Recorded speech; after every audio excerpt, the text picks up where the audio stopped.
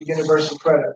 So, trying to find a way of informing people about what's happening on that, and also trying to find out what's happening to people around things like disability living allowance changing over to PIP, attendance allowance, some of the pension changes that have been happening. So, there's a huge amount of women whose pensions have been affected and they've lost a huge amount of their pension contributions and their payout just because of the changes to pension laws and about when the ages go up and the entitlement has changed. So, tens of thousands of women have lost a huge amount of their pensions going forward from that. So again, all of these things are, we want to find out from people what's happening in their lives and then kind of feed back, try and give them as much information and then support people to kind of take action around that kind of stuff, whether it's just making the correct applications, making sure that you're getting all the things you're entitled to, making sure that you know where to go to get the right kind of support.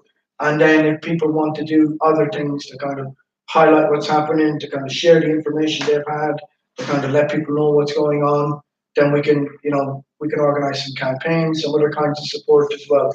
That hopefully all of these groups, tonight is about housing. Tomorrow night we've asked people to come along if they want to talk about transport, about health, about social care, about community services, any of those things. So any of those kind of other issues that we're not covering in housing and welfare and access. Yeah. So at the end of the week, we hope that with these collection of small group meetings, we'll build up a wider group of people and say, these are the things that kind of everybody has told us. These are the things that we want to do. What would people like to do to kind of make this happen? And how would we like to go forward? And we'll try and do that over the next couple of weeks so that everybody is brought together and we can all kind of make decisions about what happens next. Okay, so I'll just kind of go through quickly what we're going to do this evening. And I'm going to keep it quite tight because I know that meetings like this can have a tendency to kind of go on unless somebody keeps it really tight. What I want to do is get finished around 8:30. We are a little bit late starting, so we may kind of find ourselves going, 10 minutes over that. It'll depend on how people kind of feel by that point. Yeah. Um, so what we're doing tonight is we're talking about housing, and in the stuff that I kind of sent out, it includes everything. It includes people's kind of personal repairs and adaptations to their homes that people are having issues around getting from the estate as a whole. So access, signage, how many adapted flats, adapted properties are on the estate. What kind of support services people get if you are in one of those properties, and then kind of what kind of service you get overall from the council with being a tenant. Yeah, so kind of it covers all of those layers, right from your kitchen sink right up to how the council make decisions and how they kind of carry them out as well. Yeah. What we do now is we'll go around just quickly and get everybody's name. Then I'll go through the agenda. If anybody, then we'll spend maybe 10 or 15 minutes if people want to kind of talk about issues that you're facing that are important to you. Then we got some questions on the agenda, which we'll hopefully kind of answer as a group. And then that will kind of form what the actions are that we will need to take.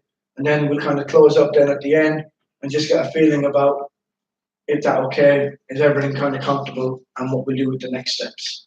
Okay? So we'll start off with a quick go around just getting people's names. My name is Andy and I manage Disability Action. Yeah. My name is Tamsin and I'm doing my dissertation on accessible housing, so I'm here to kind of learn more about it. I'm Gareth, I'm Andy's PA. And I'm Anne. Sorry, what's your name? I'm Anne. Anne, Just yeah. over there. Max as well next door. Winnie, I live just Yeah, just at the yeah. back.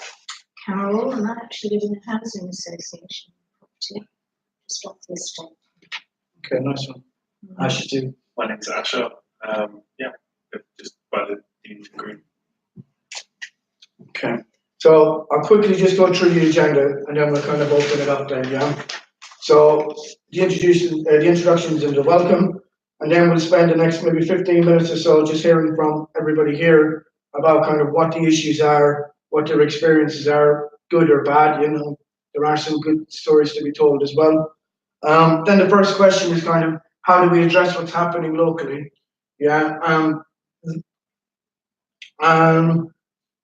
Then the second question is, what are our rights? What rights do we have as tenants, as residents? The third question we're going to look at is what actions can this group of people particularly take, but also as a wider group from the other meetings over the other couple of nights, and then as an organisation, and then as disabled people in Islington. So we don't just have to limit it to the 6 or 8 people in this room, but we can think about different kinds of actions that we can get different people involved in, and that can be anything from letter writing to kind of handing out leaflets, all sorts of different things that we could do, but not necessarily everybody in this room, but we can, develop a kind of plan. Yeah. So I'm just going to take 1 minute to just kind of summarize what the housing situation is in Islington. Yeah. So at the minute, council owned or council controlled property, we have about 900 a year, about 800 or 900 properties come up in Islington a year. And that's across the whole borough. There's currently over 20,000 people on the housing register. And that's right up from single people to whole families to whole family groups. And of those 800 or 900 a year, there is 1% which is accessible for wheelchair users or many other impairments. So actually 99% of properties aren't accessible for all disabled people. That come up in the current housing stock. The council is currently has one of the largest London, one of the largest development plans in London in terms of what the council is doing to build more properties. So it spent about 2 years going around the borough, identifying little patches of land that could be bought or developed, and then it has looked, in some places it's put in 3 and 4 flats in a very small space, but they are building properties at a greater rate than most other London boroughs. It was announced last week when Sadiq Khan came to Islington that he is going to invest, he's going to give the council money to invest in even more properties as well. So I think they were planning to build 125 next year, and with the money he's giving them, they're now upping that to around 155. Yeah, so they are taking action to try and address it. It is one of the smallest boroughs in Islington, with perhaps one of the smallest green spaces. So the parks that we have are very, very tiny. There isn't a huge amount of land. I think it's one of the most densely populated, if not the most densely populated borough in central London as well. Okay, so we have a huge amount of people per square mile compared to everybody else. So there is a massive housing problem. There are, on the flip side of that, many, many empty properties right across the borough. There is legislation in place which does now kind of allow, the council, there's legislation coming into place which will allow the council to borrow money to build more properties. So there may be a chance that actually they may upscale that as well. So there is a bit of a problem, a massive problem. The council, relatively speaking, compared to other councils, are taking as much action as they can at this moment, and there are further opportunities to do that going forward. I would say that the council does do things. Private developers are a law unto themselves. So one of the things we have seen in Islington is huge high-rise properties. I don't know if you've seen them down by the canals, down near Old Street. In that area, there are 3 or 4 big blocks, 35 story blocks. And it moves away the ethos of the place. Yes, absolutely. And that's it. A bit sterile, I think. Absolutely. And on top of that, they're not affordable. You don't get many working class people moving into them. The council did try to block those properties, because when the plans were submitted, there are laws around how many developments you can make without them being affordable. Those, when they submit the plans, they met the laws. When they start developing, they reduced the amount of affordable properties. The council tried to stop them, and they went to the then Mayor of London, Boris Johnson, who overruled them and allowed those properties to go ahead. So, there are many different factors that are affecting the housing market in Islington. specifically around disabled people, the number one problem is access to affordable, accessible That's social 20%, housing. isn't it? 20% for council tenants, the rest is 80% private. So, yeah, and it's not even that, in these new developments, it is a very, very low amount that they ended up going with. I think it was under 8%, I think, of the total Is it overall. really? It used to be higher, but then they, Yeah, yeah. so, you know, you have limited land, huge demand, limited resources to build property. You have other players in the market like property developers coming in, and they, you know, can act almost with disregard for residents, for the council, for whoever else. So these are all the factors that are playing into what's kind of happening locally.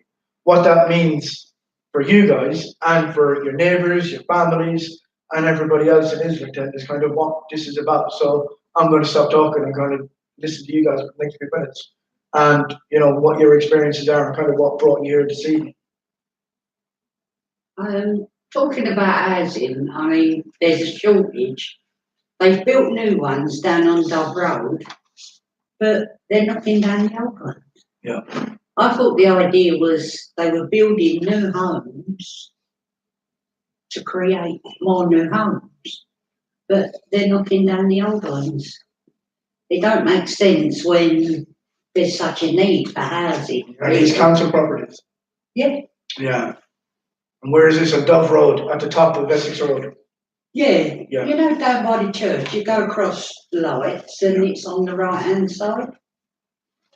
I think they brought that up at Mayor's Questions time. And I think they actually gave a figure of some sort of fairly high percentage of council properties that existed 20 years ago.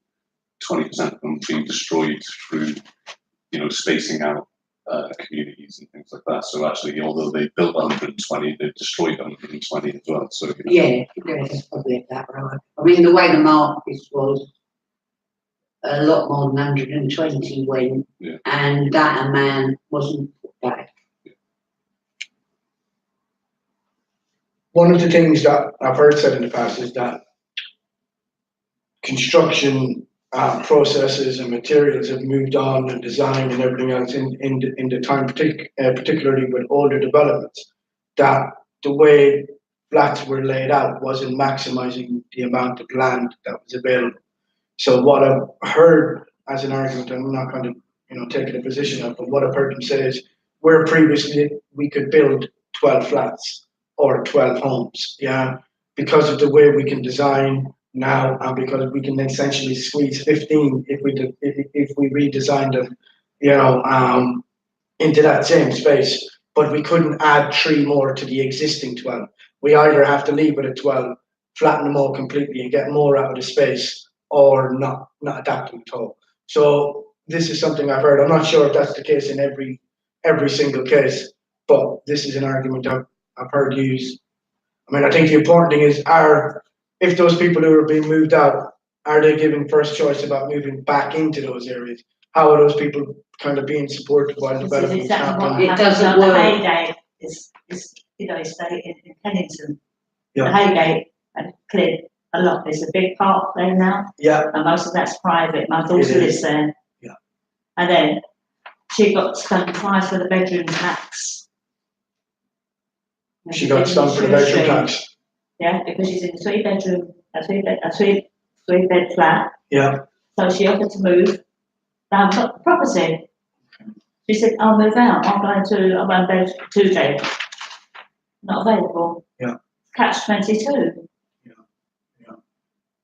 it's another one of those things, isn't it? A lot of councils are actually kind of giving away land to developers on the kind of premise that what will happen is we will take a portion of the profit and the rents in return for our kind of development. You see, with her, she's not in a flat on its own. She's Yeah. in a 3-story Victorian house, Yeah. and basement belongs to the people that live there. Right. She's got the middle floor, the other council tenant above her. Yeah. She's got the top floor, but they said they can't pull that down because it belongs to the people down there they bought it. Yeah. Mind you, they can always move them out as well. And what about has she and she's been to the council around getting some support with the Yeah. bedroom tax. So there are some payments like the discretionary housing payment where she can get some contributions towards that, particularly if it's for 2 bedrooms, because what's that? That's 25 quid a week or something, isn't it? Yes, and Um, also £30 a week. yeah. So afterwards, we'll send you on some information. I don't know if she's got the discretionary housing payment, but she can make an application to that. If you're, struggling with making payments for the bedroom tax and other payments, then you can have a discretionary housing payment application considered. So she'd be on the DWP every week. Yeah, Keep sending her. She keeps trying to explain the situation. Nobody seems to understand. She's been to tribunal after tribunal. yeah, She's got double vision that way. Yeah. Right? Not this way, that way. Now you imagine, you're looking at me and you see me over your shoulder now. When you work on the screen, she took a video of what it was like, what she could see, what she couldn't. She has good days and bad days. and who's helping her with her And then application? she took the video and she took it to the tribunal and the people on the bench. She said, I can't watch this anymore. And my daughter said, well, that's what I have to put up with. I've never heard of it. She had 2 eye operations in King's College Yeah. in Camberwell. And has she got her money at the end? And she's had letters from the surgeon. Yeah. And but they don't take any notice of that. Okay, and what did the tribunal decide? Did they give her money in the end? No, No. no. Okay, and who's helping her with her application? Do you know if AGK or Well, she CAB? doesn't need to a bit helping with everything because she's got a degree. Yeah. She can't get work. Okay. Do Now, you know when her tribunal was? Was it this year?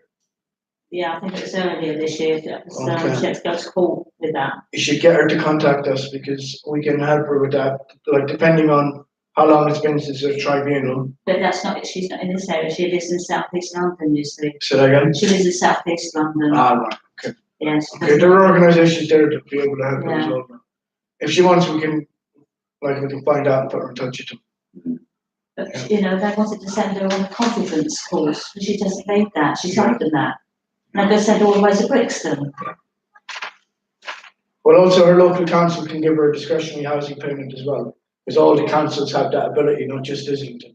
So it might be worth, and we'll give you some information to take away, just mention it to her to get her to ask her local council, because if she is paying for 2 bedrooms on the bedroom tax, then it'll be a small contribution that she won't have to make. So she'll have to pay out less money for a little while, and it'll be more back. So let us know before you go, and we'll try and find some information about whichever council she's in. We'll find her phone number.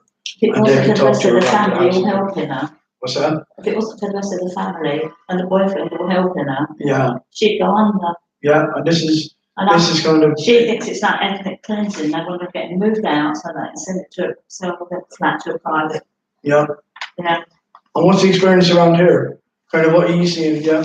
I had very bad recently experience with the council. My shower broke 1 month and 1 week until they can fix it. After a few months, it's broke again. Yeah. The electrician come to check it. They put the wrong unit there, and now I'm waiting for Monday. That's another 2 weeks until they can fix it. And that's my only shower in the flat. Talking about big issue, but if we don't solve the small issue and be strong about that, we can't get the big issue to be solved, because minimum things, my right, they ignoring it. Even the house doctor come to check. They have the house doctor from Islington something. They check. He put my name under disabled there. I have all the things. It's been ignored. Those repair people, it's just unbelievable. I broke down last time when he was there. I said to him, I can't take it no more. Yeah. This time, hopefully the lady, she was very nice on the phone. So simple things, it makes things worse for me and somebody like me, or whatever the subject is. Some simple things, if being solved, you could manage to solve the big things. But if other way looking to solve the big things, without solving the small things, I don't see it helpful. So just a couple of quick questions. Is your flat adapted in any way? It's adopted, but it's like when being offered this flat, even it's like it's not perfectly suitable for a human being. Yeah. But I have no choice. I have 2 kids. I need bigger flat, and I was in not adopted flat, so I moved. So it's not been like really looked after as disabled place or a person coming disabled to this area. The shower and landing, it's like concrete. The toilet, it's horrible. So they are, but I'm putting it. I've been 5 years or 6 years here. So they are aware you're a disabled person living in a flat which has been adapted, and so that should mean that they progress. priority. Yeah, it's priority. That's what the doctor said. It should be priority. And he said, I'll put you in the electric, in the water. Your electric will be like all the time on. If you have medical things, I said, okay, that's good because you can after. But in reality, different because I thought I'll phone them that it will come as disabled person calling. He need help, but imagine one worse than me. I could put up with it little bit, but not all the time. Last time, 1 month and 1 week, and when the electrician come, he said he still need to order the unit. And I find out they don't need to go buy the unit from anywhere. They have a storage where they just go pick it up and come and fit it, and it will take half an hour. I used to work, and I know what work like. He came to fit it. It's less than half an hour. It's taken to fit it. So there's a couple of things. So is it working now? No, It's not working. no. Okay. So what we'll do is we'll pick that up of you after this, and we'll follow that through. The second thing was, yes, they should be able. So did he have a handheld computer when he came? Because they should have the PDAs now, which mean that if he sees a part, he should be able to order it on the spot and tell you when it's going to be delivered. No, he didn't. Yeah, so we'll check why that hasn't happened. The third thing is, coincidentally, at this very moment, the council is running a review on its repair services. Yeah, and one of the things the housing panel is doing is feeding back this kind of experience back into the housing scrutiny committee, who are looking at how the council handles repairs. We are specifically concerned with how they handle repairs for disabled people. So we will contact you again, and I'll speak to Andrew. Definitely. Yeah. Guys, no, well, I just give you all the details, and it's been recently, like it should be under the guarantee of the other unit. Yeah. Well, they should be able to give you 4 a months clear ago. date. Absolutely. They should, this kind of stuff of I need to order a part, I don't know when. This was something that was changed about 3 years ago. Yeah. Now the other thing that one of the big other changes that was made was the plumbers used to answer to a plumbing manager, the carpenters would answer to a carpenting manager or carpenter manager, and people would come on different days and have different work schedules and different plans.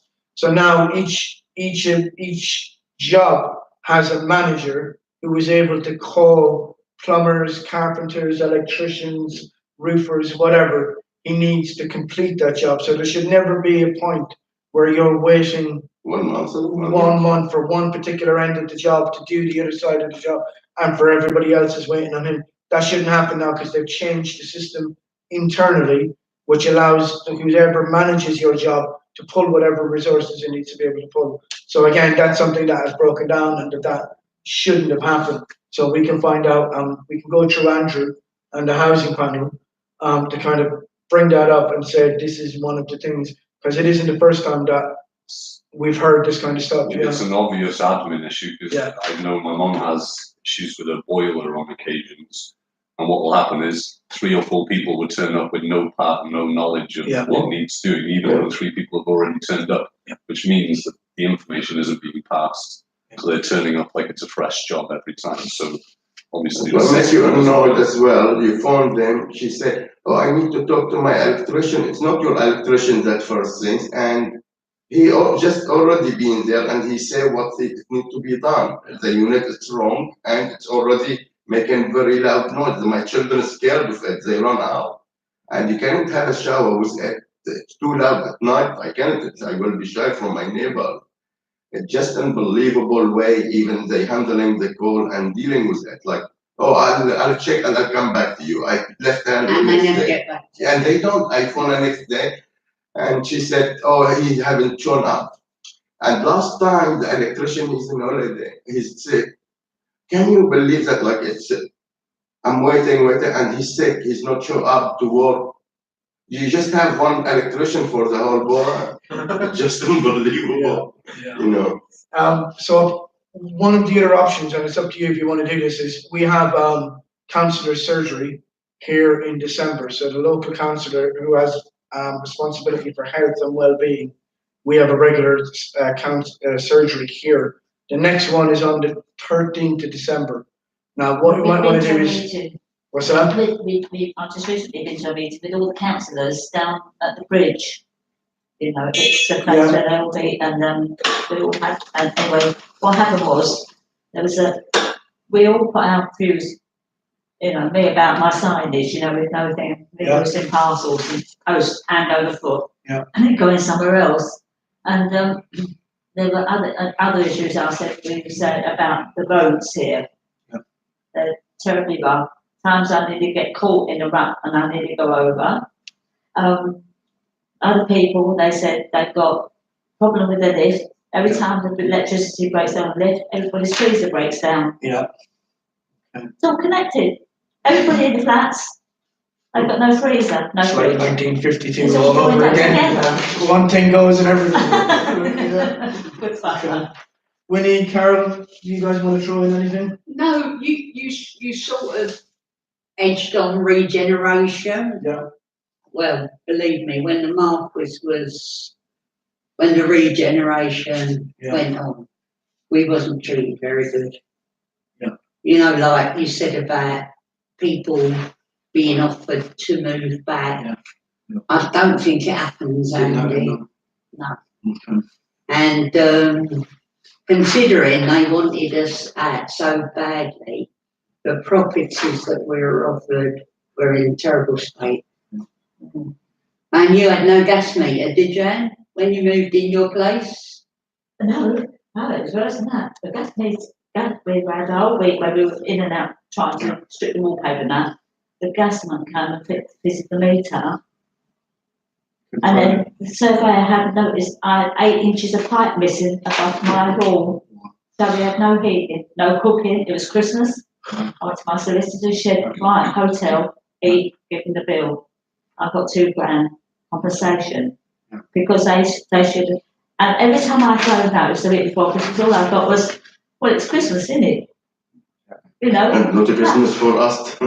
So I said, oh, well, I hope you have a good one, because I don't know, it doesn't look like my daughter and I are going to have one. Anyway, so what happened was, 2 guys turned out on Christmas Eve day. Lovely mate. They went to B&Q and bought 8 inches of pipe and fitted it for me. Okay. I've got the thing up and running. All day they were there. Now, Where would we be without a bit of humanity? oh, Yeah. what? They were like saints to me. I think it was Brenda that didn't have a gas meter. Dan, Yeah, no, I was just, I Yeah, had the we were meter, but I had no moved into- supply. Yeah. So they moved you into some of the older properties then, when they kind of moved you out of the ones they knocked down, did they? Yeah, everybody went into older. Yeah, Yeah. mine was Yeah. down. And what about in terms of like regeneration? So, you know, they talk about that, but I don't see huge amounts going on the estate. Like, you know, people are, Well, we had a whole run of houses and it's now like, Yeah. not so many, yeah. just, And what about residents association, those kinds of things? Because there's not a huge amount of kind of engagement with people on the estate, No, apart from helping your doorstep Yeah. and the community centre. I mean, we did, I don't know if the TA is still going over, Down the other end, the bottom end. you know Eileen? Who? Eileen and Alf? I think I did know Eileen, yeah. Yeah, I don't know if she used to run the TA over that side. Okay. But a lot of people from the council say if you ain't got a TA, you ain't got a voice. Yeah, yeah. Well, as far as I know, We've been there's no told that. residents, there's no residents association that's active or tenants association that's active. No, at the minute maybe on she this did. estate. You know, now, one of the guys, and I don't know where he is, but but I'll check my phone to see if there's any messages. But one of the people that we wanted to bring in was the London Renters Union, who are, supporting residents to kind of come together and, it can be both private and council. But it is one of the ways going forward that, tenants are going to be supported to be able to kind of have a voice, to kind of find out about their rights, try out, to have different things going on locally, maybe to try and see if there are things that you can do. So I know that, some of you come because there have been a number of homeless people staying out the back recently. Yeah. And, one of the things that you can do is try and find ways of kind of supporting people, supporting residents, supporting people who see kind of what, that there are spaces if you're homeless that look a lot better than many other spaces in London. So I can see the appeal of coming to a covered, warm space that is, quite safe really, compared to other areas in the borough and in the city.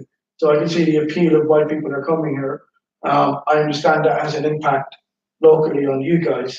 And what we need to do is try and find a way to kind of make sure that they're supported as homeless people to, to access services and make sure their well-being is kept. As residents, you have a right to be supported, to make sure that, that you have the right kind of information, that you're not kind of, expected to respond in a way that the council isn't responding, by trying to kind of point people towards services and all of those things. But there is a balance that we can do as good neighbours. We can reach out to people who are kind of struggling and say, here's some information, here's where you might be able to get some help. So we can balance those kind of two things out, I was going to say, Yeah. I don't know if they still exist or whether it's a common thing, but I know that the development of Finsbury Park, that they built that new high-rise block that's all eco-friendly and whatnot, but they had a housing champion, and I think they ensured that the residents from the block that were being disrupted had first pick of the houses in the new block. And that was because they had a housing champion in that block who was allowed to be involved in the planning and the designing of the new block. Yeah. So apparently everyone who got the first pick of those houses came from that block next to the, Vaudeville Court, wherever the new one is, right next door to it. So it's Vaudeville Court is the large one next to it, where it was my uncle who was the housing champion. Yeah. He managed to, so he was involved with the design and the layout of the gardens and the fencing, but also ensured that residents got first pick of the new, nicer, better houses. So I think if there wasn't a housing champion there, none of that would have been included. So I don't know if it's still a thing, or whether you can nominate or elect a housing champion for the state or something like that. I don't know how it works, but that seemed to be the first time I'd heard that residents got first choice of new builds. So, And do you guys know any of that? Housing champions? No, I never heard of that one. So there was 12 a while ago, I think, and they were from different communities, disabled people, women's groups, BME community, whatever it was. And in fact, one of them used to be a member here, a woman called Frances Davidson. And my understanding is, it's always quiet, I think George may have been a housing champion actually at that point. My understanding is the council now has new housing champions. It has 56 of them, and they all work for the council. So that's my understanding. Now, the role has There's a bias changed. there, isn't there? Yeah, so the role has changed.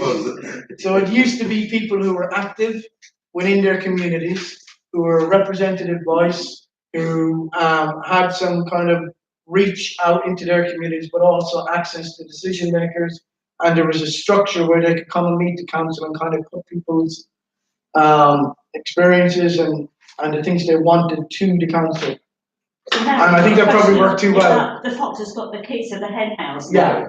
So I think that probably worked too well, and they probably felt that those, activist housing champions were probably too activist and too much about champions, and there wasn't enough about housing. So they've changed it. So now they have 50 odd housing champions who are employees of the council. Now, their role is slightly different. So their role is to be super informed and have council superpowers to be able to kind of refer people across departments and have all the knowledge of all the support services and, you know, what you need, if you need a bit of kit in your house and which OT to go to, and they can kind of fast track you through to that. So they haven't just kind of, you know, said, hey, you're a housing champion, here's a big shiny badge. They have kind of thought through a little bit more and said, there's a bit of a role here.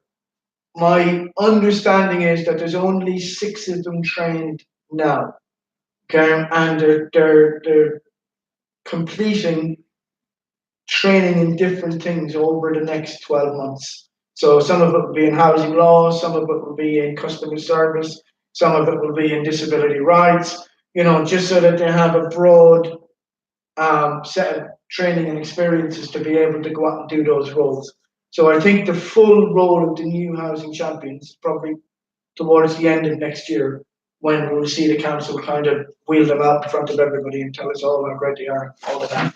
So until then, I don't think we'll see much from our latest round of housing champions. That being said, there are a couple of really useful kind of groups locally, okay?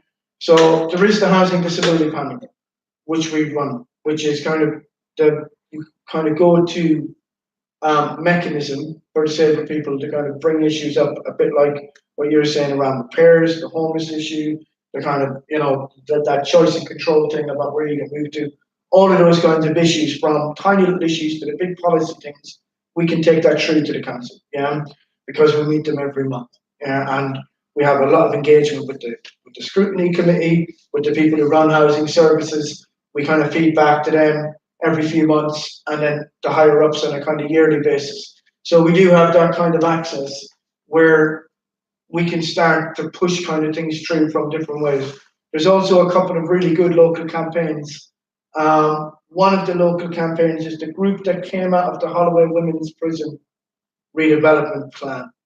Okay, so you know that they sold off the prison, that they're planning to develop it, and a local group and a wider group occupied the building for a short time, and with a load of demands about social housing. And that group now have a wider campaign group to kind of feed into that whole planning process around the women's prison up in Holloway. So they're quite a good group. And the other one is the London Renters Union, who I were hoping that we could kind of work with tonight. Is your experience about kind of repairs and the kind of things, the bedroom tax and other things, do you know if these are experiences that other people are having on the estate? And your Carol, you're not from here, is it the same where you're from? I mean, everything you said is probably the same issue in housing associations. But housing associations are deemed to have the same problems, they really do. And that they're deemed as private, aren't they?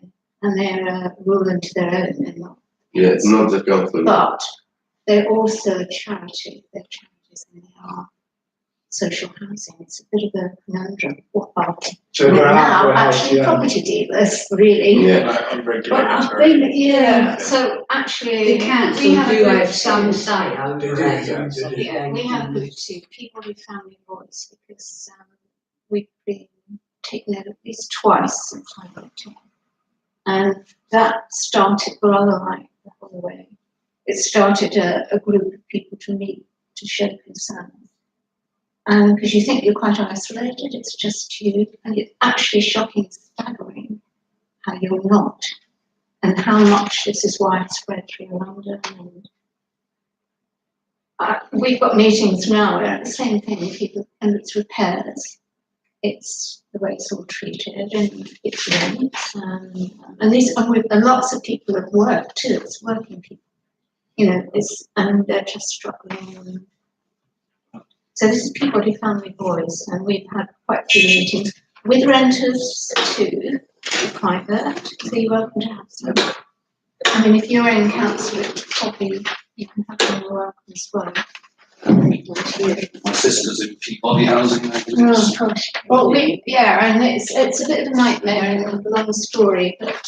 We got Southern on here. Oh, right, well, yeah, I'm not, I'm cancer, but there is Yeah, I mean, Southern I've been to housing. the town, I've ended up at the City Hall at a meeting there in housing with the Housing Committee. I went to the City Calm meeting. So how did you come together? Because it might be useful to hear a little bit How about I managed to get to it, right? Yeah, Well, the takeover that happened between Family Mosaic and Peabody last year, where we live, we all got letters to say about this. We also then got a letter from Savills, the estate agents, to say they wanted to come and look at the property to just reassess the value. When you see the name Saville, an estate agent, you think that doesn't make sense. And then the next thing, we got a letter saying we're going to have a huge rent rise, which would be impossible for us to stay there. That started a number of neighbours completely, quite shocked and upset, many familiar neighbours. Yeah. So they got on the phone, complained, and then sadly, this was by April, nothing had happened. We heard about this, and next door was sold off upstairs in last year, where we've got the old townhouses, the Georgian type properties. So there was next door was 3 floors of the flat, with the basement. Sorry, where are you? Where? Over at Canterbury. Canterbury. And I'm in one of the old Georgian properties that many of the housing associations took. Yeah. Really? So next door to me was sold off about a year ago, more than that. But that was only the 3 floors upstairs. There was still a housing association tenant in a single 1-bed underneath with a shared garden. Never going to work because once somebody buys, they rip the place apart. So they have problems from where to go. And there were a lot of issues. Sadly, this year she committed suicide in April. So that set off, and then in the end, right, I asked, by then we were Peabody, I asked them to come meet us to find out what, can we discuss what's really You going know, on. down the River Hall, the Grange Grove, Yeah. that bit there. Yeah. Now, if you go further down, Yeah. where the River Hall, if you cross over where you've got Canterbury Street. Yeah. I used to work, I was a nanny in the end cottage. Yeah. On that Grange Grove, right? I pulled those 2 cottages down. There's a whole row of nice little cottages, and the 2 end ones, they're all developing that. Disgraceful. Yeah, so that's sort of then, I found out about Peabody Family Voice by going to the town hall where there was some meetings to do with the Holloway Christmas campaign. That was, gosh, that was over a year ago, I think. So there's, and I had to think back how I got involved in all this myself, but it was that other people started, and it's not, and people I know say it's all political, you're all starting to be Labour, well, it's not. This is genuine people who suddenly thought, what is going on? You feel forced out. Things are happening that don't feel right, and it's just genuine people who are coming together because they're concerned. So I don't, I'm often, and I've never known anything move like this. I know there's a lot of politics going on, but this is a genuine concern that something isn't right. What's your opinion about this mayor we've got now? Mayor? Yeah, so it can't. When I went to the meeting, it wasn't the mayor, it was Sean Berry, who's Green Party, who was the chair of the meeting. And I don't know where you stand from here on, because I've got a feeling you can go forward with all your views, concerns, arguments, and somebody's just, it's like the renters. Sean Berry's view was, we've got a lot of young people who can't afford to rent, working, coming to London. Let's do something about it. And she's told she is unrealistic, it can't happen. you get to that, you can go as far as you like to meet the top people, complain. Yeah. That just so there's no money or that we don't have control. I don't know where you go from that. I Okay, really don't. and I just want, I was going to say it differently. Yeah, Karl Marx contract theory, it's been like ages ago there. yeah, When we allow the champion housing and to be in power or be associated with council, that when we lose our right and we don't have voice. And for situation to continue as it is, and we go wherever to take, as you said, you take it to whatever level, it will be staying the same, nothing changed. Because we're not looking to the problem. The problem is. we're not asking. Mm. I think we have to change tactics. That is my. Yeah. I certainly thought I was going. we have to Just let me stay. finish with a little bit of thing. Yeah. System Mm. have to have opposite system Mm. fighting each other Yeah. to solve the problem. We people here and the government authority there, Mm. we're not strong. We need to be strong. To be strong, you need to do strategy here to get strong and to understand what was the problem. The problem is we know it since Karl Marx, but how do we fight it? And So that's what we're here to answer. Yeah, that's what I'm trying Yeah, to say. and hopefully We talk Karen's and you experience. talk about it, but it's Yeah. it's always there since I thought something did go wrong next week though. It was a terrible mistake to sell off half the property and leave 10 of it.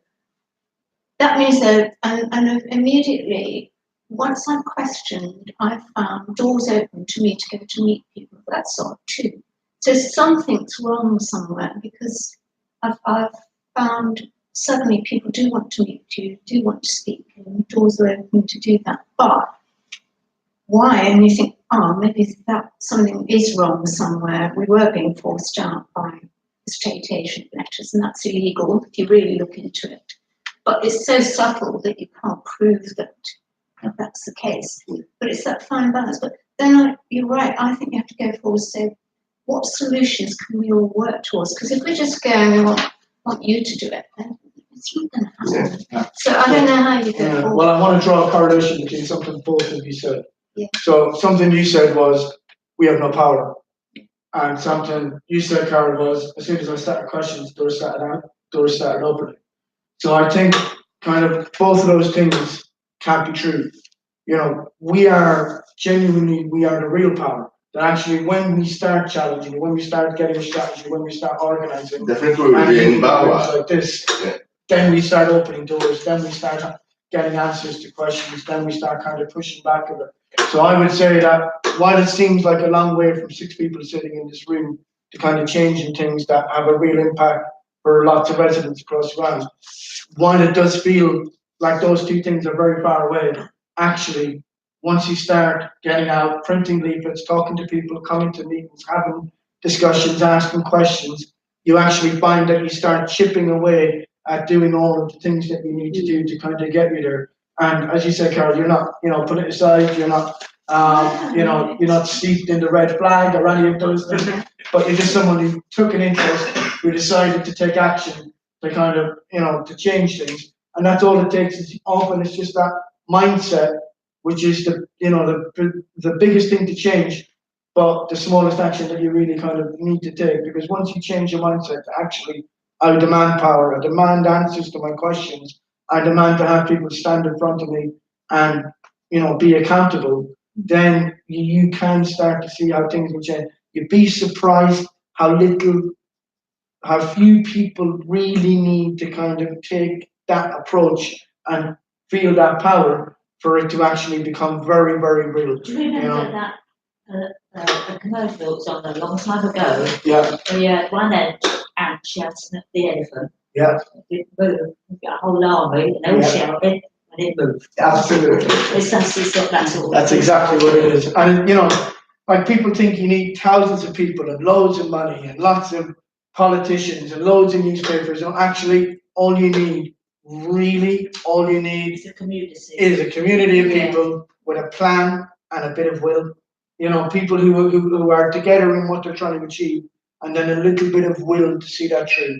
A little bit of confidence in each other, strength in your kind of collective, unity in you guys being residents, you guys being neighbours, being friends, an organisation like this with lots of history and experience and connections, and then reaching out to other campaigns. Suddenly you have a lot of the things that it takes to make the council feel extremely vulnerable. In the space of one night here, 6 weeks of talking to other people, you can go to the council and say, these are the things we want, and have them really kind of listen to what you're saying and start to engage with you. I'm not saying they will carry everything out, but I'm saying that you can demand a seat at the table, a much bigger part of the decision making, and a lot more influence in what happens by coming together with a plan and a little bit of will to kind of see that through.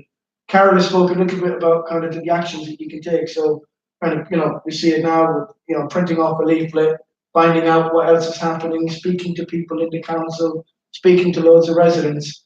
Is there anything kind of that other people think that we can kind of do to add to that kind of activity that would kind of get people on the estate interested, members of our organisation I'm surprised interested? they've got more people here tonight. Yeah, that me too. Because Yeah. I've been round to a couple and said, Yeah, I did tell a couple of and people. then If I had a pound for every time I heard that at a political meeting, I would be a be, rich man. I'd be £1 behind Tony Blair right now. Let me tell you. Right, but look, also what I should have said earlier on was the access group that the welfare group that we spoke to last night. It's a similar size group, yeah, and I'm expecting a similar size group tomorrow, and it was a similar size group Monday. This is kind of where most of these groups start. One of the things they decided to do last night was to hold an information stall on the 21st of November up in the Nag's Head supermarket, in that covered space where the Morrisons is. Yeah, so that's a really kind of practical thing that isn't hugely, doesn't need a huge amount of money, doesn't need a huge amount of organisation. We have a table and a banner in there and a printer. That's literally all we need. We can print off a few leaflets, stick up the paper in a banner, and start from there. Take people's email addresses, chat to people, tell them about what we're trying to do, and then hold another meeting, get a few more people to come, hold a bigger event, those kinds of things. So there are lots of things, and also we don't have to do everything. There are a couple of campaigns. There's that housing campaign that is going on across the borough, up in the north of the borough. There's your thing that's going on down in Peabody. Saturday, actually, I got an email from, because there's so much going on. Yeah. It is a bit difficult to get involved. I have to Yeah. warn you on that. But it's not personal to your email. It goes, we've got an address here, so I would never do anything that's too personal email because I think it gets too much. So do you think you could share some of the information that you're Yeah, getting with us and Saturday, send it there's through? absolutely, I can Yeah. anything. There's groups in Victoria and some. Oh, do, yeah, if you want to take it anyway and share it. You might know other people. I posted it on the live stream, so if anyone watches it, then they go to your website. But yeah, in terms of where you go from here, I don't know. That's my difficulty. I found I could, yes, and I've even, if you go to the City Hall, you could meet who you like there, but I don't, I just think then now I'm suddenly got thinking what can we actually change, and about the rents and affordable rents. One of the things we could do is, so for example, like with the way we have local surgeries here, we do have a relatively good relationship with the local housing council and the executive, an Irish guy called Dermot Ward. And again, one of the things they've just done recently is, so there was a solidarity centre up in Seven Sisters Road, which some homeless activists opened up themselves. It was a council building that they found empty. They moved in, started serving free food, cooking free food, serving it out to people who were homeless. Council let them get on with that. Then they started bringing in advisors. The council came themselves and told people about services, about health services, where they started bringing in vets for the pets, barbers, all sorts of things. And so that's the kind of thing that the council are willing to kind of go with. That was an empty building, and once people came in, they weren't just squatting the building, they were turning it into a community centre. They were running services, they were feeding people, they were giving out information, they were, bringing in health checks, all sorts of things. So the council are willing to engage where there are good ideas and people willing to kind of practically get involved in solving some of these things. Where it comes to repairs, where it comes to bedroom tax, what we need to do is kind of, the very first thing I think we need to do is find out on a much bigger scale, maybe on this estate, exactly what is happening with people and you know, how many people are having to use food banks, how many people are having to take payday lenders, all of these things because of the bedroom tax, because of rent arrears, and we can start to look at those things to maybe go out and find out how people's lives are being affected by the housing costs, how that's cost, you know, crossing over with their benefits, how those things have been affected. So one of the things I said last night. It's like this, Yeah. running out to universal credit. Yeah. There's people in 5 weeks in arrears. That's right. Thing is, how do you eat if you've got no food? So this is a major issue, and I was saying to the Oh my group last God, night. it's terrible. So 4% of the country's rent accounts are universal credit, and they are 1/4 of the rent arrears in England and Wales. So already there are a tiny amount of people, but they account for 1/4 of the rent debt in the UK at the minute, which is huge. So if you think that everybody under still 96% of people still have to change over who are on housing benefit, every one of them will have to change over to housing benefit, or sorry, to universal credit. It takes weeks, as you said, to get a payment. I listen to LBC. Yeah. All morning and through the night, and you could get all of the people that bring in, thousands of them. Yeah. Honestly, it's just one after the other. On Saturday, at the City Hall, the Mayor's Place, there is a demonstration, 12 noon, about, it is about, redevelopment where they're knocked down without permission, and it's probably lots of groups again suddenly got involved in that. I'm not quite sure about it. Just now I've been heard, I got an email to say this Saturday, 12 noon, outside City Hall. City Hall. Yeah. So if we can find out, we'll send that link around to people. Yeah, Have you guys got email addresses or phone numbers? Yeah, I have. Phone number. Yeah. Repairs too in housing association were dreadful. I had 6 years of roof problems. Yeah, and then I was left with two ceilings, 2-bedroom ceilings, completely damaged. Never back the same again. And after all that, they came and put a new roof on. So you had 6 years of expense and difficulties in the middle of the night. You'd got to work you're moving to stop buckets of water in October. But it is much harder for them to resist if everyone comes together, because I assume in those situations, And it's individuals just- complaining. But there's another strategy, guys, to do this kind by educating the whole society.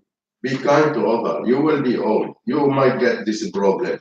Put it around. Put this sign around, because this way you're going to grow. You're not going to stay young. Look after the older.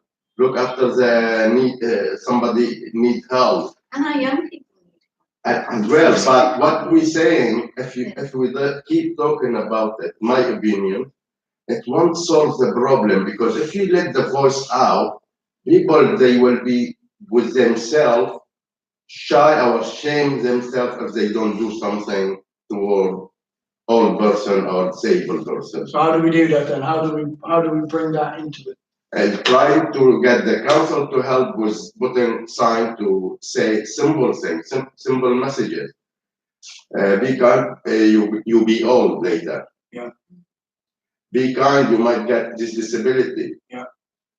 Just those simple words, put them in the bus stop like they do all the bad advertising with sugar and other things. They teaching the child, when you teach them manner, they will grow up with manner. For example, they know my That's kids. the parent, it's then. Yeah, but down to the for parents example, as that's well. my side when I come with my children. You see my children, they don't misbehave. No, Why? no, Because yeah. they've been taught correctly, and if you Yeah. want to teach get So to there's an them, interesting thing here, and you might remember, if we came to the meeting a few weeks ago, one of the big issues that came up was signage on the estate. Yeah, and how carers and ambulances and taxis were getting lost because of the mixed signing on the estate. So the council have agreed to replace some of the signage on the estate, right? So it might be useful, Yeah, but they've done ours. if they've done yours, But so they- maybe before they they've start got- moving forward too But they've got, quickly. they've got, and then at 1 to 7, there's no 7, it's not down. Okay. So, So they might have to change that again. Well, What can you do? it's interesting, we've had the hate crime. Yeah. So actually, there might be a reason to put pressure on Islington Council to say that you're not doing enough. You've allowed hate crime to increase by 60% over however many months. That, you know, if we can come up with a concept that people And of agree course, with, we've got that, the people on the corner there every Yeah. night, isn't it? They can't, we know where they are, you know. and I mean, they put up enough reassuring signs saying safer neighbourhoods, Yeah. there's Yeah. threatening Yeah. signs You've like got you. the- But they Yeah. don't do, You they see don't it. affect the people, they don't affect the society, oh, say, but it's not. Yeah. But So- other kind of messages, like what they're doing, to be honest, through history. Yeah. It's playing with people, magic. Who controls the magic? TV, media, and those things. So you could put it round by trying to get the society to improve itself by doing those little messages, and they don't cost because the newspaper every day it's there. There's a sign there. It's nothing. It's costing them, but they don't want to help. But if you put pressure in authority to help or whoever source of money, it will be there. It will get benefit with time.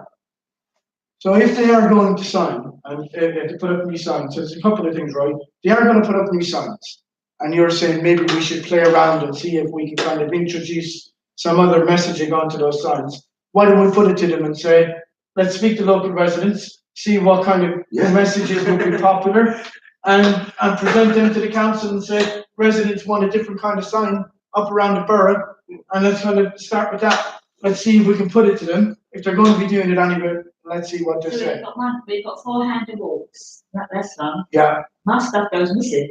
But there wasn't 4 walks originally No, until there was they just done one. a new build Yeah. and didn't think about changing The names. the names.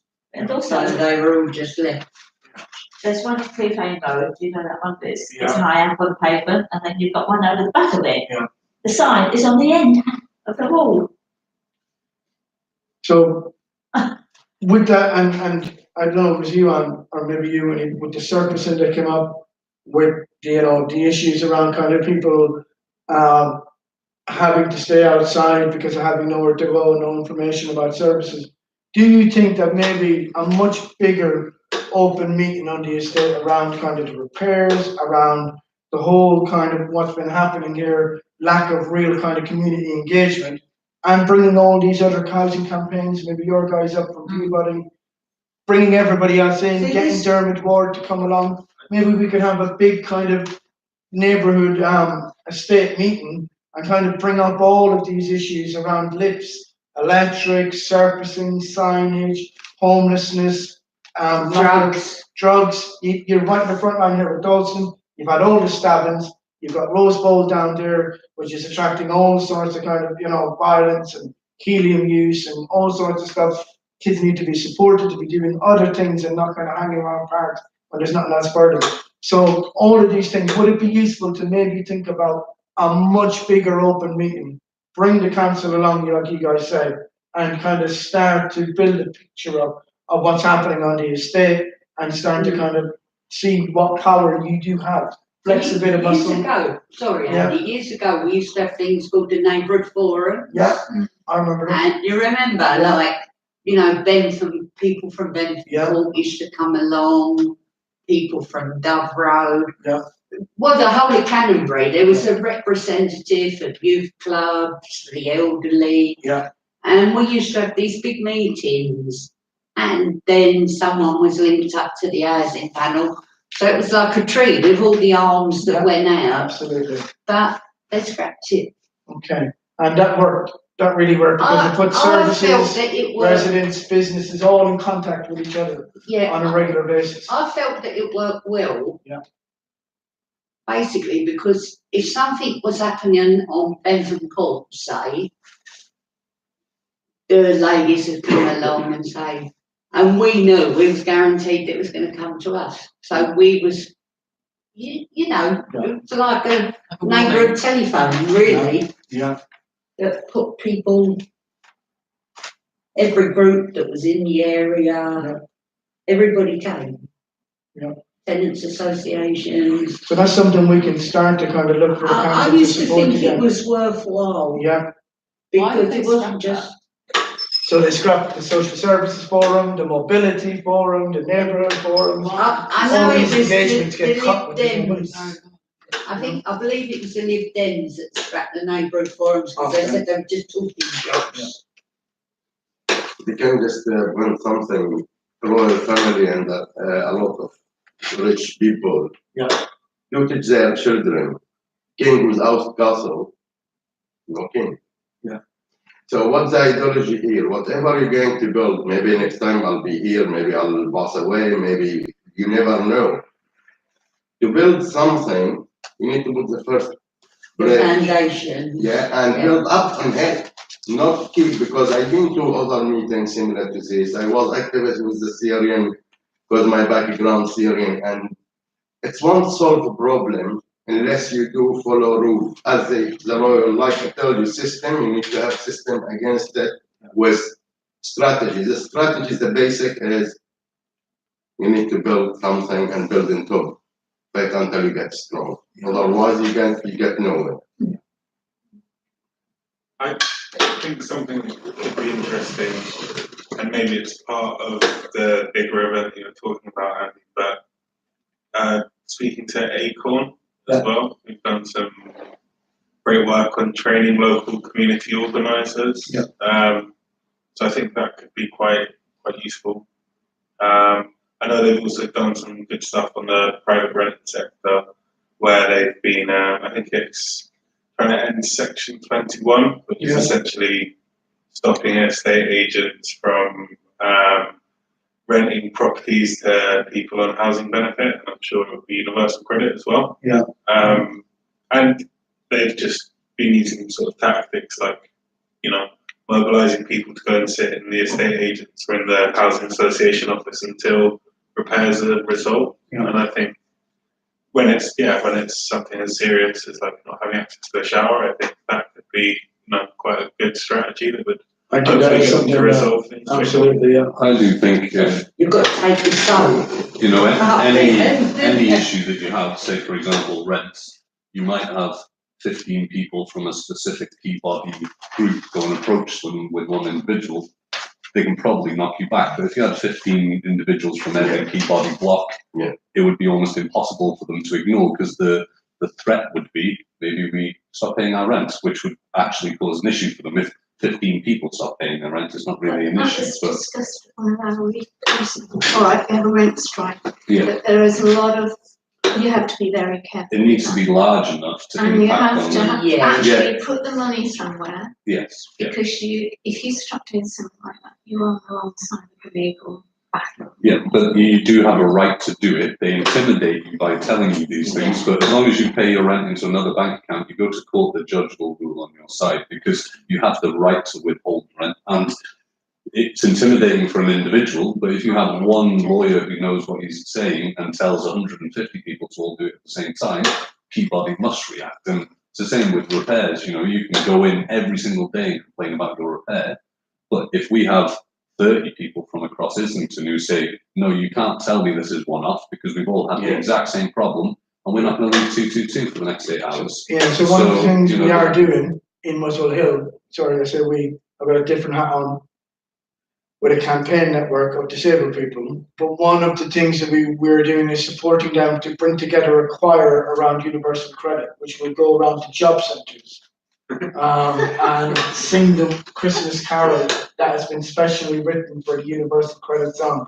So actually, rather than rent strike at the minute, we can maybe think about writing a song around repairs, and actually, if there are going into those repairs offices, getting a group of residents standing in there, filming it, getting people to sing that song. It's true. Bad publicity for someone like Peabody is just as bad as them losing money. Yeah. So actually, more, I think, and the same with Islington Council. All of the councils, when there's votes coming up, if they don't want bad publicity, so if you're able to make a big enough noise about stuff, they're willing to. Yeah, if you're going to read, you've got to read before the election. Yeah. And I think we have some valid information from the last housing panel where I think there was quite a few local residents who came up and brought up a lot of issues. And I think if we kind of build on that and tonight and actually go back to this local estate and say, trying to identify a number of people who are in the same position as yourself with, and real issues around repairs over the next couple of weeks, as well as trying to do the usual stuff to get it dealt with, we can start planning for actually hitting the repairs office or hitting the neighbourhood office, getting a little choir going, and just getting people kind of active and taking this kind of thing. Would you be up for doing something like that? For going, speaking to local residents, getting them in a room, finding out what repairs need doing the most, and then kind of going and taking that on to the repairs office, the neighbourhood office, the caretaker staff, whoever it is. Is that something you would think people on this estate will be Some able to? people, they might not be like willing to Yeah. show up and talk about it. Like, for example, just next to you. Yeah. Chair problem, but Or if we were to just call a choir rather than kind of go and find out what's out there, we were to, to bring that choir down here and to kind of maybe have an evening where we could write a couple of songs around housing. What we generally do is just take a popular song and change the words. So we're not really writing music or anything like that. But if we can find a good song around housing, maybe get a few people in and hit the local repairs office or neighbourhood office, something like that, then maybe that might kind of, provoke people into kind of taking a bit more of a listen, especially when the lights go and the electric goes and things like that. Those are the kinds of things that affect everybody. So maybe there's something in that. Yeah, the problem is, you see, you may walk through the estate and talk to someone like about the meeting tonight. I've told a good few people, oh yeah, we'll come along. Where are they?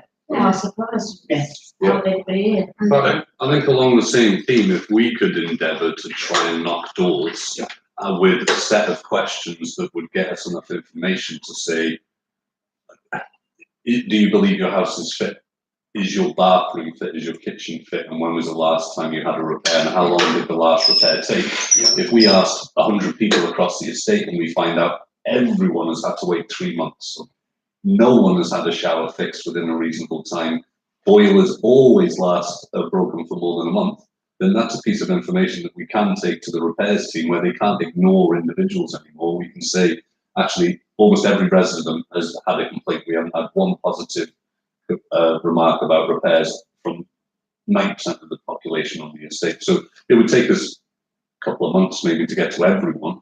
But if we had all of that data, and I'm sure we would find out a lot of information, like you were saying, that you're not the only people who are not getting repairs, that 90% of people are not getting repairs, and they're not mentioning them because they're intimidated by the response that they get. Yeah. So I think, the bigger numbers that we have, it's hard for us to approach every individual.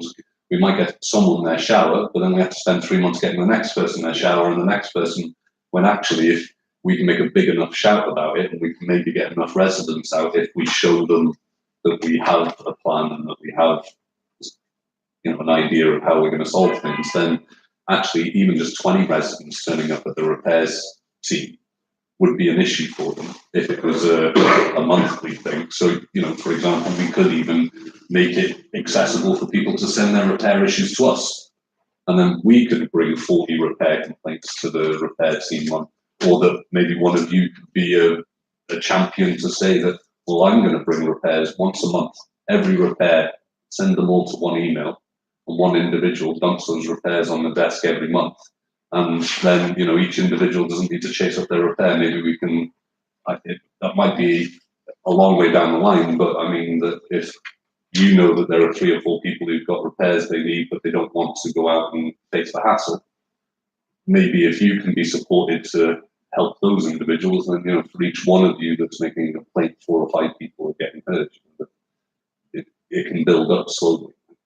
Is it also sometimes we've got in housing where we are, those properties were taken over 35, 40 years ago, and not a lot of money has been put, and gradually the roof would go. Yeah. So, and they've all happened at the same time, all these properties, certainly, and I don't know about your estate now, certainly a lot of properties taken over by housing associations. they've all gone at the same time. In other words, they've got major repairs all at the same time. So they've done something called managed decline. In other words, they don't bother because they do want. And I've been trying to ask this question really long time. So where I live, has it been already earmarked to be sold off as part of development planning? And so I said, put it in writing. I did. Said, you want development planning? I've had no response. But the council leader, Richard Watts, said, I know what response is. Yes, it will be. You are. It was a bit unprofessional, what he said. You are being sold off and moved out to Essex. Oh, wow, that's good. It was a bit unprofessional, but he probably told me the truth. Yeah. But how does he know that? You know, how does he know that? And I thought, God.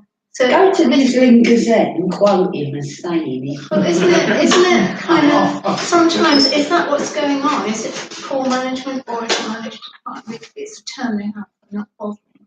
So they want to just Yeah, this is what I think they're doing with our area here. knock it down and then, so, and it's happening with lots.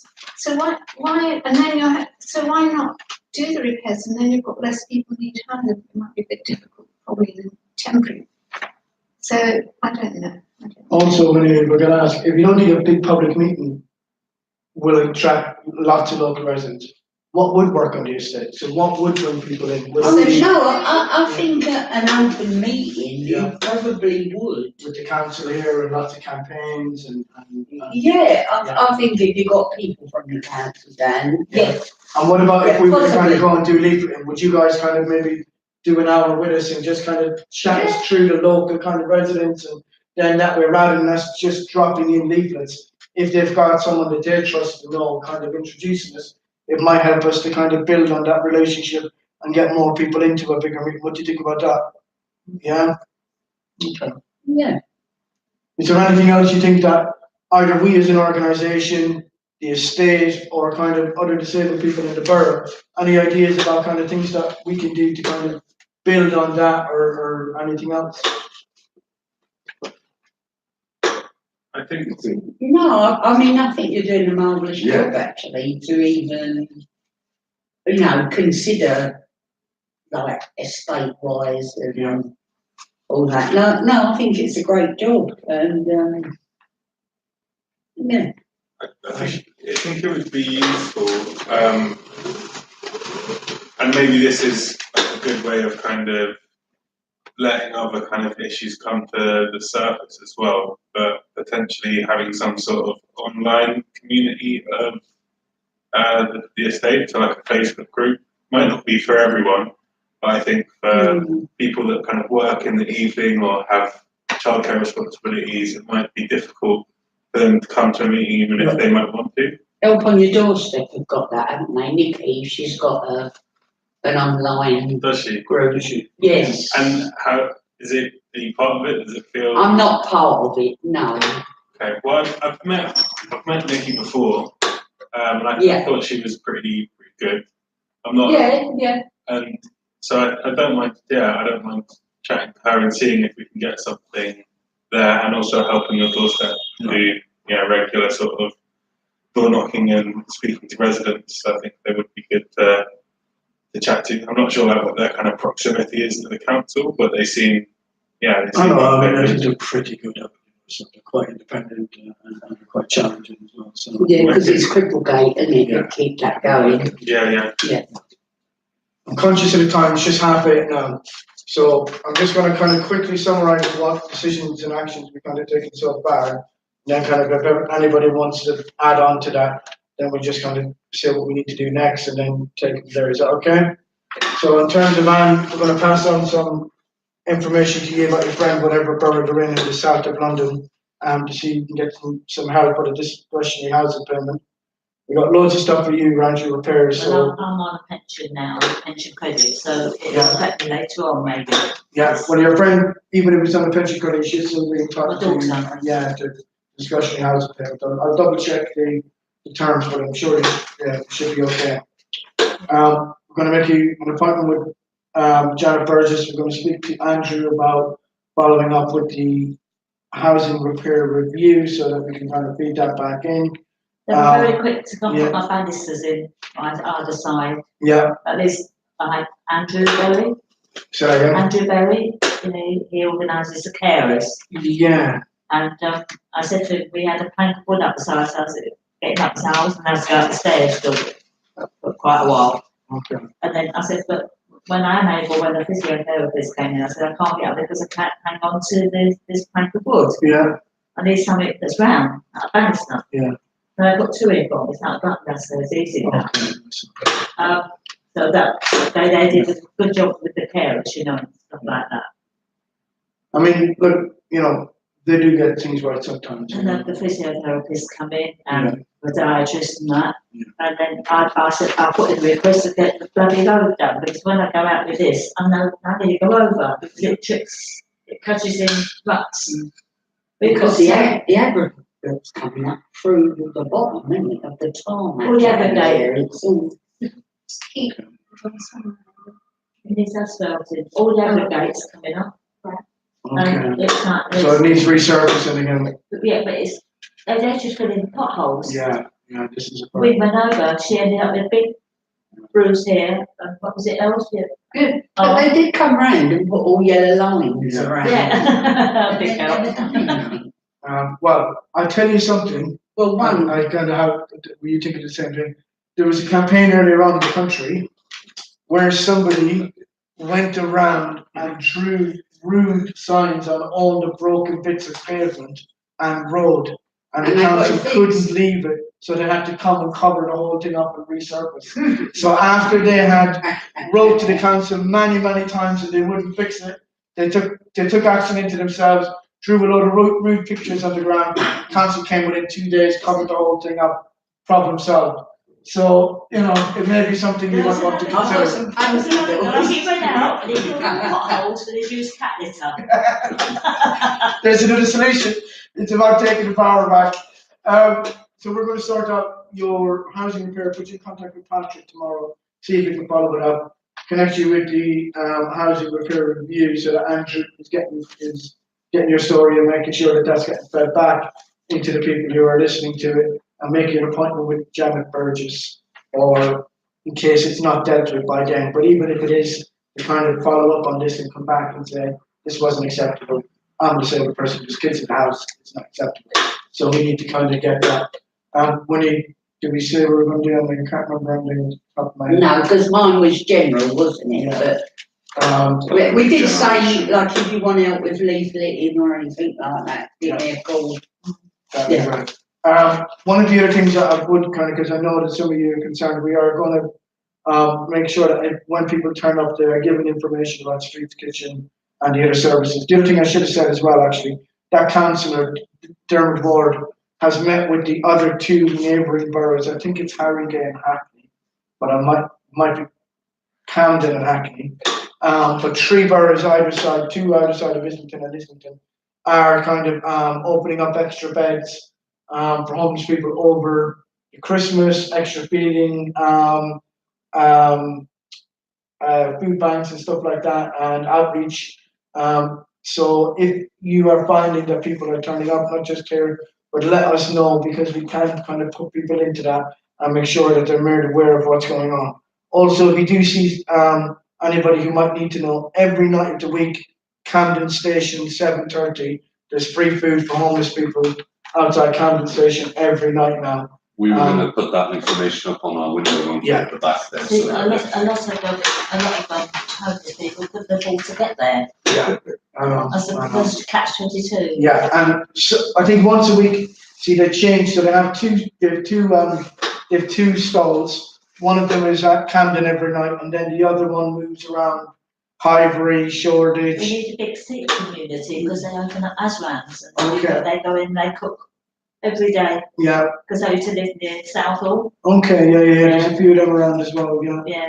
So if you have any information like that, send it on to us and we can make sure that when people are pitching up, And then trying to get warm, in, that they have gets that, me you know. meal. I was I know the amazing. taxi drivers do a drop with clothing, don't they? Yeah.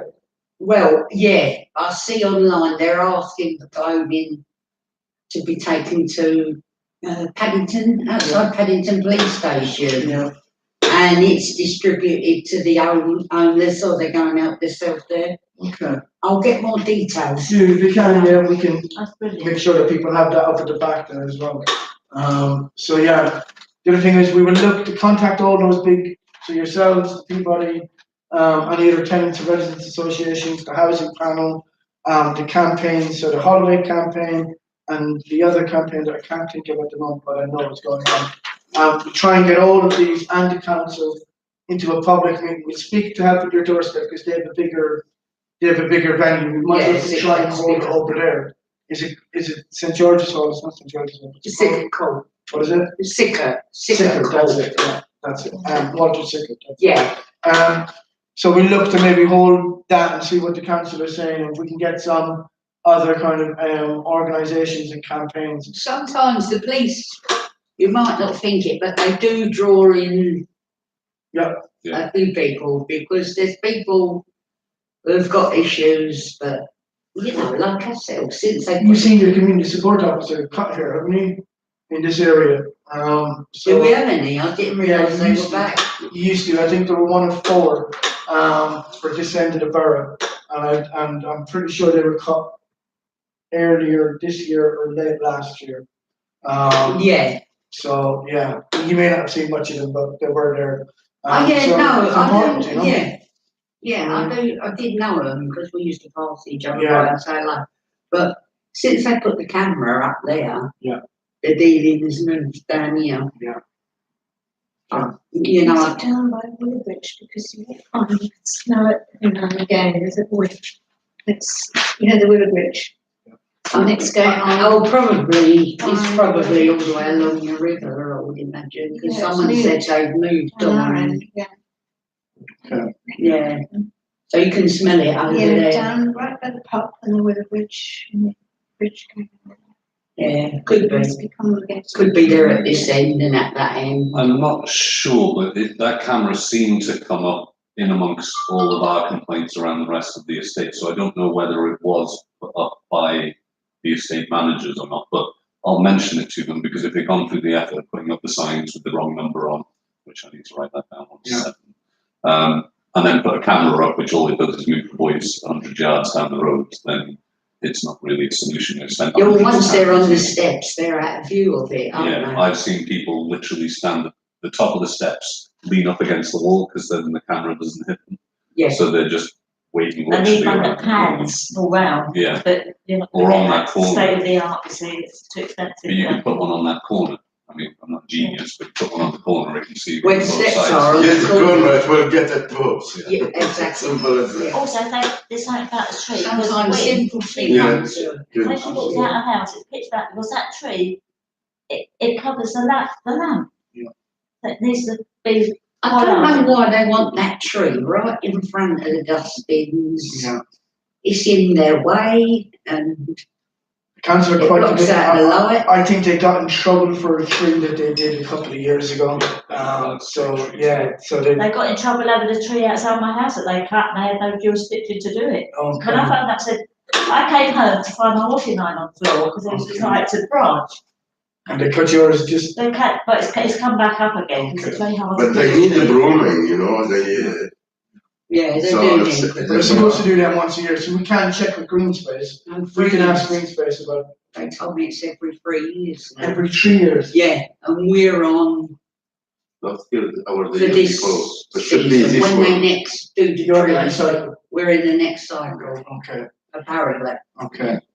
The other 2 things that I said I would do is we would cheekily approach them about the signage and see if we can get some lovely signage built into our practical signage. I So we can get was, some good whirling on you, why not? I was wondering whether the poster people that we met on other projects might be an interesting way, Ah. because I'd be very interested in producing the posters anyway, even if they weren't going to be Okay, completely permanent. dog section, okay, right, yeah, Because actually they're known around here, so Yeah. if we could do a campaign like that over a prolonged period, and then maybe convince the council to put a permanent ones, but I like that idea. so we know a group of people who produce art which goes into bus stops and onto tubes and trains. And they look very like the signage that is supposed to be on the trains, it's supposed to be on the bus stops. But what they do is they copy it almost perfectly and then change the messaging. And so what we can do is we can kind of produce some really nice bus stop art, stuff like that, and put it up there. You guys wouldn't have to do anything more than pick the wording and the images that would go onto it. So if you guys wanted to do that, if you know, and again, we could do some really good, strong messaging right across the estate. There is lots of bus stops around the kind of edge of it and then going through it as well. So if that is something, we can bring those guys down and kind of have a think about that. And if you want to put up some really good messaging around it, see if that works, has an impact, and if people kind of notice it and change what they're doing and how they speak to each other, great. And the other thing I said I would do is, my mind just completely gone blank. I did have it a minute ago, but I will think about it and I will get back to you. But it was something small. Sorry, did you say on the 21st of November?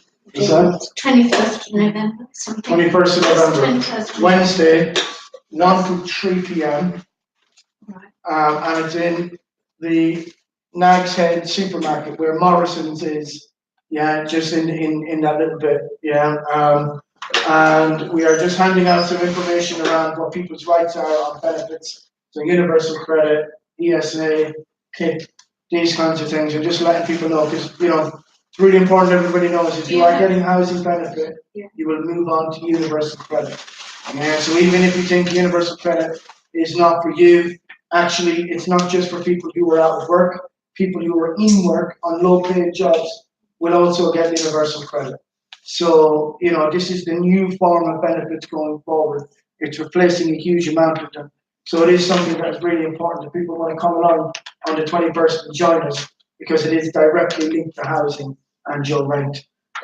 So it is something that we all kind of need to know. But they've got two units, they're all fighting each other, the WP and the other lot. Yeah. And they're all, this is Yeah. what the hold up is. One does this, the other one does that. But the hold up is that they're trying to kind of run through a program which is really harmful, and people are saying this is really harmful. Not You need to working. stop. And then it slows it down because they have to deal with the press and they have to deal with the fallout and the backlog and people not taking part and people leaving and all of that kind of stuff. So it's almost at its end. Universal credit is almost at the end, and it can be pushed right over the edge, but it's going to take a big effort from people on the ground. There's a campaign online to stop it as well. Absolutely. Absolutely. Yeah. We need big campaigns to kind of. You know, my fear about universal credits is it going to be paid monthly? So it is paid monthly in arrears. And everybody's going to get, like, they're going to get the bulk, their housing benefits. You know now, DWPs pay it to the housing, Yeah. your benefit, the housing benefits, they pay it direct. That Is it goes now to- going to be paid to the person? Yeah. That's scary, isn't it? Yeah, it is scary. Because It's how people are building up rent arrears. The problem is also that your rent is covered for the first 2 weeks of 5. So your existing housing benefit lasts 2 weeks into your universal credit claim, and then your debt begins. Yeah. And it's taking up to a year for most people. That little bit of rent changeover, that little period, it upsets the rent account so much that it's taking up to a year to settle it down. So that's why it's really important, particularly for people on housing benefit, that they get involved in the universal credit, because it will hit everybody. And once you are almost guaranteed to go into small bits of debt, and once you do, it can take a really long time to fix that back up. So that's why it's really important that we kind of get everybody involved in this universal you credit. know what my fear is though, is that the person, say they're alcoholic, dependent on drugs. Yeah. They get this big load of money in their Doesn't hands. happen. Doesn't happen. Nice to meet you all. I've got a Nice to meet shoot. you. Oh, no, So thank you all for coming. Nice to meet you. Yeah. Ashley, Yeah, we've done that tomorrow. Okay, bye. Very cool. I'll talk to you soon. Yeah. Nice one. It really doesn't happen. Like, honestly, I have first-hand experience of a lot of that. And the truth is, it's a bit like what they say with pensioners and disabled people and migrants. They give you one worst-case scenario that might have happened at some point to somebody, and then pretend that it is the standard case that happens in all that time. Very rarely, if ever, true. And it's a weapon that's kind of used to say, well, private sector workers are better off than public sector workers, and private renters are better off than social housing, and social housing are better off than private rent. It's a way of turning people against each other, so that we're not looking at the people who are making the real money at the top. And that's kind of, these are the stories that they get us to tell each other in order to kind of get us competing for support and resources and services, when really we should be kind of all looking at those people up there, because Do you they're the remember, ones. did you ever see that husband, Michael Portillo, Yeah, when he moved into that woman's flat for 2 weeks? yeah, On her benefits? I remember. And he run out of money on Wednesday, Yeah, because he was dipping into his own bank account to pay for the kids. yeah, And he said he couldn't understand how she managed on that. yeah. So he went down and reported on it, what happened? Sweet FA. No, that's my fear with the Yeah. universal credits, that people are going to get evicted because they're getting the money and they're not paying the rent, say they're using. I'm sorry, you said evicted, I thought you said addicted. No, evicted, yeah, that's my fear. Huge that- amounts of people are in big trouble, big danger of that happening, which is why we have to, before it, and if we're trying to get it out and roll it out, and it's kind of almost rolled out, but not quite. So we've kind of still got the opportunity to kill it before it becomes a big problem, because that's what will happen. People will be thrown out of their houses right across the place. And if someone's got nothing, come Christmas, they get their 4 weeks Absolutely. money and they get the lot. Yeah. It's not even paid. Yeah. What are they going to do? Well, the first 2 pilots showed 6 years ago, very first 2 universal credit pilots showed that almost half the people that went on to universal credit were in eviction level arrears within 3 months. So they knew what was happening right at the very beginning, and they still insisted on rolling this out in the same way. And this is where people get the social cleansing. That's exactly. That's the strategy, because if you get the weak they can do nothing, so you cleanse them. So that's the symbol. And you get all these properties back in central Yeah. London, and that's the whole plan, A reasonable person will pay his rent, he will think, oh, I know it's Christmas, but I have to pay the rent, I'll put the rent money Yeah, but aside. not everyone I will do know, that, that's what I'm saying. will they? Yeah. The weak one won't do it, so that's what the government targeting those people, and that's the problem. I'm gonna pull this to an end. We're all weaker, I think, Yeah. in a way, and we're. The way it's going now, we're all we're weakened, weak. that's for sure. In No. terms of, but positive thing, someone told me about the whole King's Cross development there, which you think is a real no-go area in terms of housing. And then they've relinquished whoever's got the private properties, relinquish more properties for the hospital, for nurses and hospital staff. So maybe something is working. So they've given over some of that was going to be sold off, or maybe they can't sell them. What about all the empty buildings in London? I used to go down London, Yeah, London Street, yeah, all the way to Elephant I Castle, know. and there's big government buildings all empty in the dark. And then they had a row of shops, so what do? Posted pictures of the shop in front. They've done them now, they all occupied, but it's like that for years. I used to go down to my daughter's on the bus, you see. And it's amazing what you can see when you go through Yeah, London. absolutely. No doubt. You're right there. Pull down this thing. Okay. When we have your email address, Yeah, you do. Yeah, Gareth, got it. Yeah. Write it down. Yeah, and you're I'm not that bad yet. yeah.